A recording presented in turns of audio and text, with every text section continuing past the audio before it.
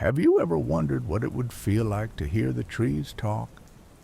Picture a man named Elias, tired of the noise and mess of the city, driving far away to a quiet place where no one could find him. He ended up in Alaska, in a forest so old and thick that the pine trees blocked out the sun, their branches tangling together like a roof over the world. He bought a small piece of land with a cabin, just a simple wooden box with one room, a stove, and a window facing the mountains. The first night he got there, he lay down on a cot, listening to the wind move through the pines, a sound so soft it felt like a hand brushing his face. It was peaceful at first, a kind of quiet he hadn't known in years, and he thought maybe he'd finally found a place to rest. But as the dark grew deeper, he heard something else. Not just wind, but a low murmur, like people whispering secrets too quiet to understand, coming from the trees outside his window. Elias wasn't the kind of person to believe in ghost stories. He'd grown up in a loud city where the only monsters were the ones who stole your wallet or yelled at you on the street. But he'd heard things about this forest before he moved in. Little bits of talk from the guy who sold him the land about how folks called it the Whispering Pines. They said people went missing here sometimes, hunters or hikers who walked in and never walked out, and the old-timers swore the trees kept them holding their voices in the wood. Elias had laughed it off then, thinking it was just small-town nonsense to scare new people away.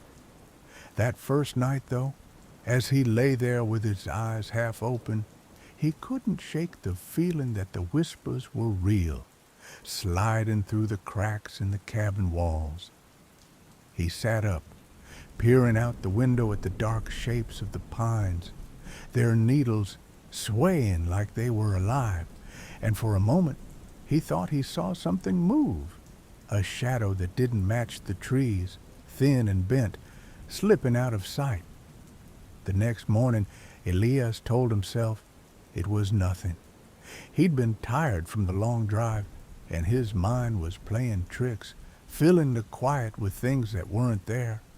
He made coffee on the stove, the smell of it warm and sharp, and stepped outside to breathe the cold air, crisp with frost and pine sap.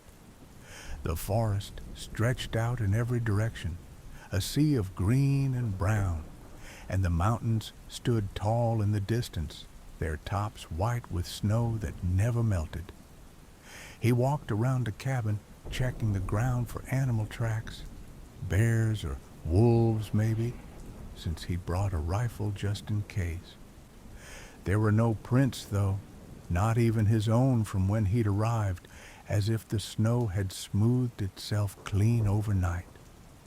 That's when he noticed scratches on the cabin wall near the window where he'd slept. Thin, jagged lines, like someone had dragged a stick across the wood.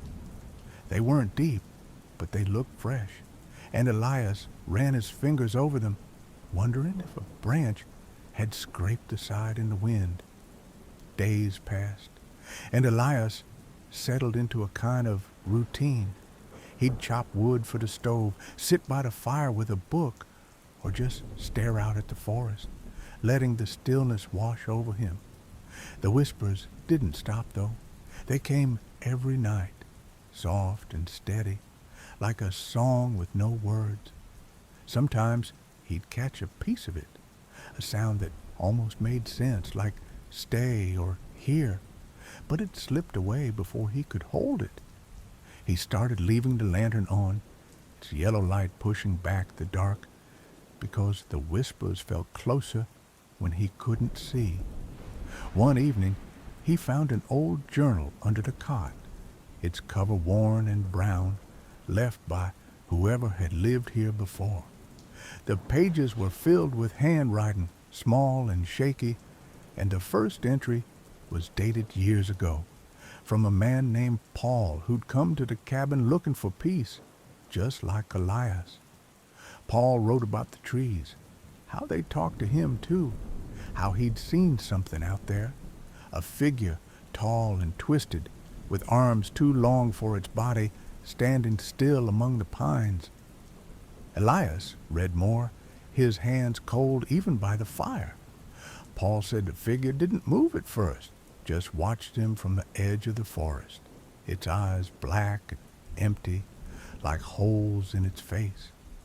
He'd see it at night, always in a different spot, closer each time, and the whispers got louder when it was near, telling him things he didn't want to hear. Paul thought it was trying to show him something, a secret the forest kept, maybe where all those missing people went. The last entry was short, just a few lines. Paul said he was going out to follow it, to find out what it wanted, and that was it. No more writing after that. Elias closed the journal, his heart beating a little faster, and looked out the window. The pines were still, the wind gone, but he couldn't shake the feeling that something was looking back, waiting for him to notice it. He told himself it was crazy, that Paul had lost his mind out here alone, but he slid the rifle closer anyway, resting it against the cot. Nights stretched longer as winter came, the sun barely climbing over the mountains before sinking again, leaving hours of darkness that pressed against the cabin. Elias stopped sleeping much, his eyes heavy but open, listening to the whispers weave through the air. They weren't just sounds anymore. He was sure they were saying his name, slow and clear, Elias, drawn out like a sigh. One night, he woke to silence, the kind that feels thick, like the world's holding its breath. The lantern was out, though he hadn't touched it, and the room was so dark he couldn't see his own hands. He fumbled for a match, striking it with a hiss, and in that tiny flicker of light, he saw it, standing by the window, inside the cabin, a shape so thin it looked like bones wrapped in skin, its head tilted, watching him. The match died, and he scrambled for the rifle, his breath loud in his ears. But when he lit the lantern again, it was gone, the room empty except for a smell, sweet and rotten, hanging in the air. Elias didn't wait for morning. He grabbed his coat, the rifle, and a bag of food, stumbling out into the snow, the cold biting his face like needles. The forest was quiet now, no whispers, no wind, just the crunch of his boots as he ran toward the truck he'd parked a mile down a dirt trail. He kept looking back, expecting to see that thing behind him, its long arms reaching, but there was nothing, just the pines, tall and still, their branches swaying like they were waving goodbye.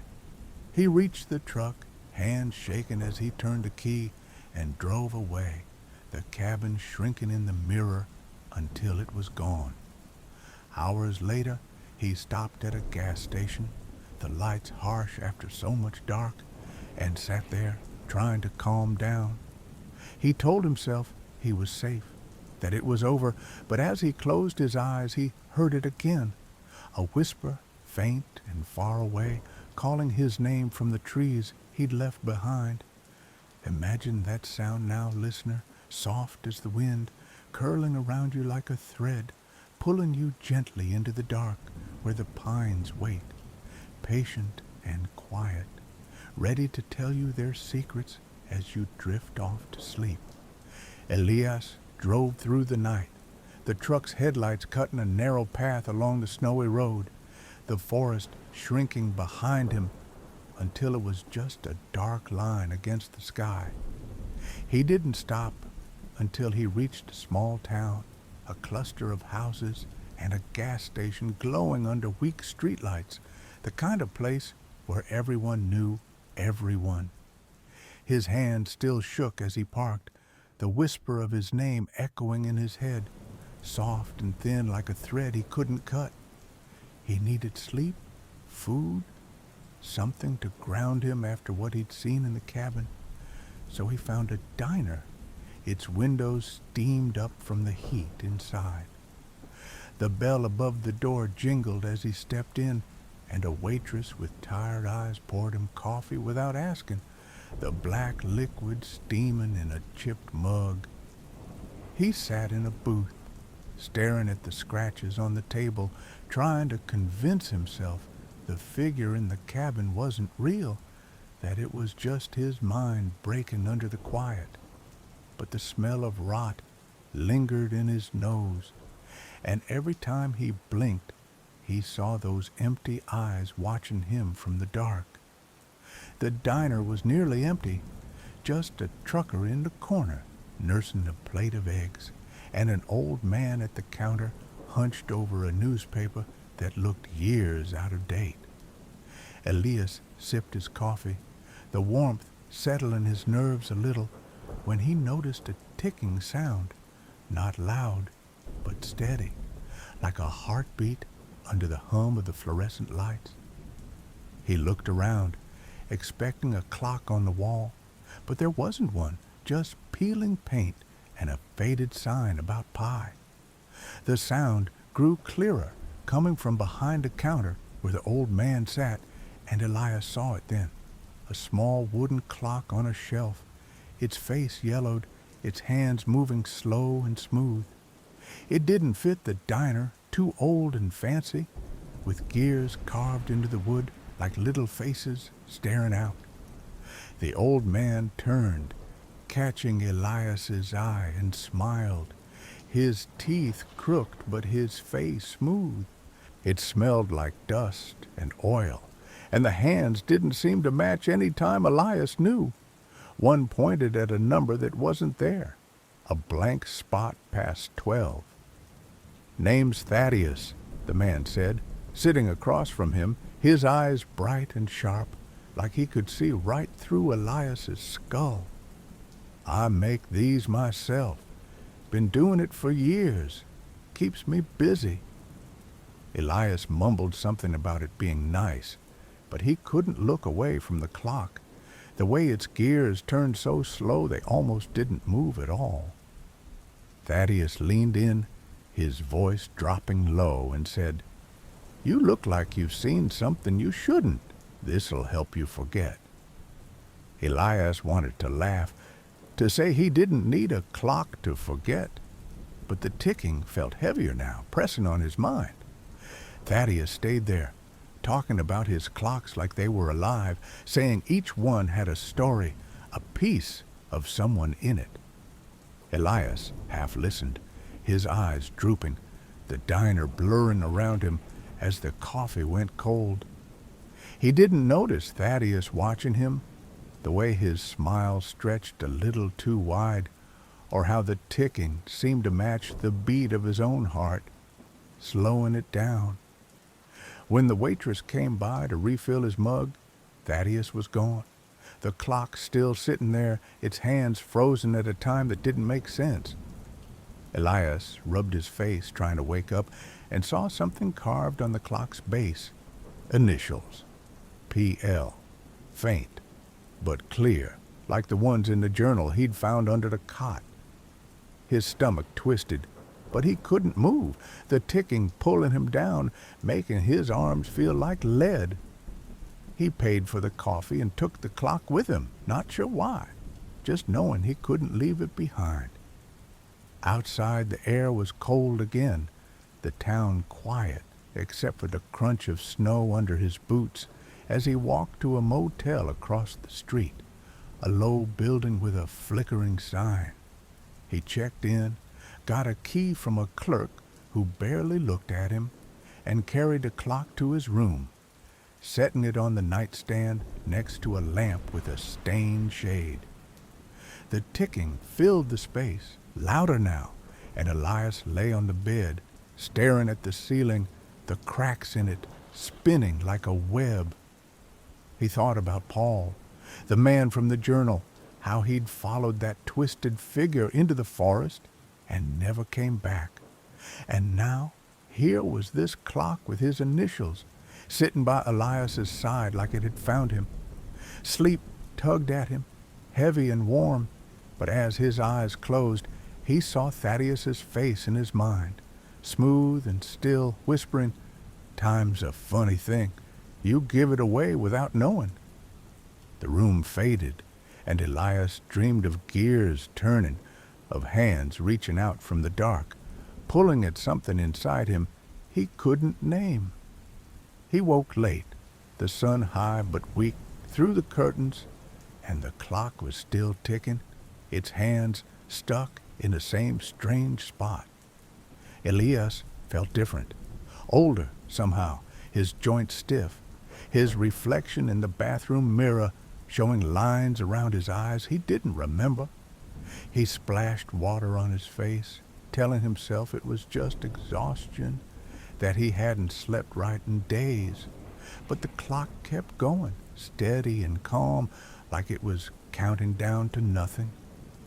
He packed his bag, ready to leave town, but when he picked up the clock, it was warm, almost alive, and he heard a whisper, not from the trees this time, but from the gears, soft and slow, saying, "Stay."